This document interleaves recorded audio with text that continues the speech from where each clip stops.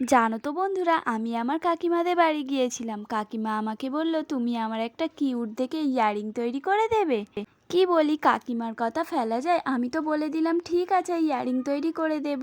কিন্তু বাড়ি এসে আমি ভাবতে লাগলাম যে কি ইয়াররিং করে দেওয়া যায় কাকিমার। ভাবতে ভাবতে তখন একটা আইডিয়া আসলো। তো আমার কাছে ছিল কিছু স্টোনস, আমি স্টোনসগুলো নিয়ে বসে পড়লাম। আর এটি তৈরি করতে করতে আমার ইউটিউব বন্ধুদের প্রশ্নের উত্তর দিয়ে দিই।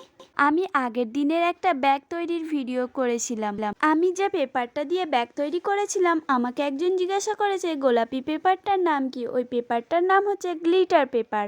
আর ওই পেপারের দাম পড়বে একটা 15 টাকা। আমি দামটাও বলে দিলাম, তোমরা চাইলে ওই রকম পেপার কিনে ব্যাগ তৈরি করতে পারো। আর তোমাদের নামগুলো নিয়ে নি, পৌলমী, রিজিয়া, সুনন্দা বেরা, সৈয়দ, তোমাদেরকে অনেক ভালোবাসা জানাই।